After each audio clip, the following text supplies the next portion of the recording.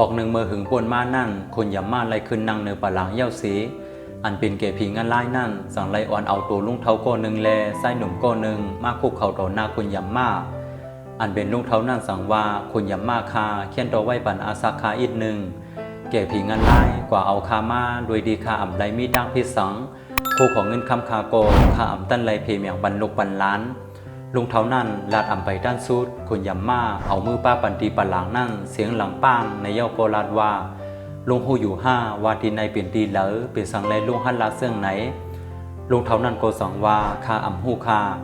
คนยำมาสังว่าเมื่อลุงตึกมีอยู่ในเมืองกวนลุงไลก่อสร้างวัดกรรมไว้ดังน้ำคาเดถามลุงตุ้ยลุงติไลตอบมาซื่อ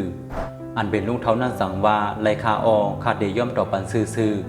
กุยกาว่าปอคาตอบปันซื่อเย้าคนยำมาเขียนตัวอีหลูคาเสียกัมในดีคนยำมาขึ้นเผื่อกำนั่นไหนอันเป็นคนยำมานั่นสั่งถามว่าเมื่อลุงตึกมีอาศักอยู่ลุงไล่เลียนเอาเงินของผู้ยิ่งเท่าก้อนหนึ่งหิมค้างเฮิรนนั่นมามีแต่ส่วนหมอกของลุงส่งมีหือในดีลุงเท่านั่นอันเป็นลุงเท่านั่นก็ตอบว่ามีคาออตึกมีแทงอยู่ลุงลงตื่นล่างเสือเปิ่นกายามาเสียเย้าแลสั่งเฮาเปิ่นเฮ็ดยาปลอมส่งมีหือในแทงอันเป็นลุงเท่านั่นก็สั่งตอบว่ามีคาออในแทงเผื่อกำนั่นไหนคนยำมาสั่งว่าลุงละเฮ็ดตั้งพิษไว้ซึ่งไหนลุงตึกขั้นลาดว่าอ่ำมีตั้งพิษสั่งอยู่เฮาป่วยปันเฮาลุงมีอาศักถึง76 ปีในไลว่าหึงหนาเย้าในคนยำมาสั่งว่ามาเอาตัวลุงเท่าในกว่าวุดตกหมอนำไม้ลู่ในดีเกพิงอันไล่เขานั่นเผื่อว่าลุงเท่านั่นและยินว่าติดถูกเอาตัวมันกว่าวุดตกหมอนำไม้ไหนมันก็กูเสนามันซัมโปอยู่ลงกว่าเผื่อกำนั่นไหนลุงเท่านั่นสั่งว่าดีคนยำมาว่าเมื่อข้าตึกมีอาศักอยู่ในเมืองกวนข้าเลยก่อสร้างวัดกรรมไว้กุยกาคุยยำมาคาเป็นสังแลเซาเฮาอัมบันสติคาเปิดด่าว่าคาเดและเหตุการตั้งหลีไว้มาปีขึ้นวัดกรรมตีในเมืองอะไรในไหลพองคุยยำมาสั่งว่าลาลีลาเฮาเซาส่งเพิ่นลิกมือปันสติลุงเป็น3 อันอัมเซอหือลุงเท่านั้นสั่งขึ้นว่าอัมมีรู้คุยยำมาอย่าไปลาดแหลนเซาเฮาส่งเพิ่นลิก3 อันมาปันสติคาเสียมือแล้วคนยำมานั่นสั่งขึ้นว่าลุงเท่าในกูถึงดีซัมโปอ่ำต้องสั่งไรเย้าห้านในลุงถ่อมลีนะคาเดถามลุงเฮาตีซาเสมันตาก้นเท่าเสียมือแล้วลุงเท่านั่นก็ขึ้นตอบว่าคาเดซาเสมันตาเมื่ออาศักคาไล50 ปีนั่นมีอยู่วันหนึ่งคาตึกนางเซรูอ่านเลขปืนข่าวอยู่ดูอ่านอ่ำดันถึงสังตาโกมูมาลอยแทงวันหนึ่งคาสั่งไรกว่าซื้อมันตามาเสอันหนึ่ง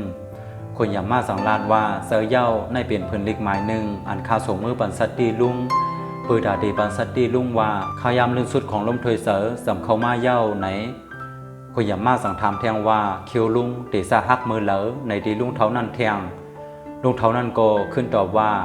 เคียวคาเตซาฮักเมื่ออาซาคาไล60 ปีนั่นวันอันลูกยิงลุงเฮ็ดปันวันเกิดขอบ60 ปีลุงนั่นย้อนว่าลุงกินเนื้อไก่โคปาหลุมมันเสถึงดีซัมปอเฮ็ดเฮาเคียวลุงฮักตีเอานั่นมาคาออคนยำมาสั่งขึ้นว่าเซอเย้าตีเอานั่นมาเคียวลุงโกหงมาลอยกำอันเสถึงมาเมื่อเหลียวเคียวลุงหงแปะซัมปอสำเดเสียงดังหมดในเปลี่ยนเพิ่นลิกหมาย2อันคาส่งมือปันสตีลุงวายสีนั่นแทง1 ปีป่นมาขนโหของลุงสีลำนั่นเย็นปีนสีขาวกว่าเสียงลูกดีขนโหสีขาวนั่นสีหงโตกว่ากำอีถึงดีซัมปอเป็นก้นโหล้อมในเป็นเพิ่นลิกหมาย3อันคาส่งมือปันสตีลุงเพราะว่าคนหยับมาลาสุดเย้าในก็สังห้องเอาเก็บผีงานไล่เขานั่นมาเอาตัวลุงเท่านั่นกว่าวุดตกหมอนำไม้ในเมืองงานไล่นั่น8 กำเหลียวเพิ่นลิกหมาย1ในเป็นตาโมเพิ่นลิกหมาย2ในซ้ำเป็นเคียวหงเพิ่นลิกหมาย3ในซ้ำเป็นโหหอกเขาวนว่าลองอันไล่ลัดนี่มาซื้อในเตบันดังหูดังหันหลายๆก็เลยอยู่ปีนภายใต้สี10 ไข่เนขึ้นคาเฮาหมอกโมขาวกีสีมาสุงคา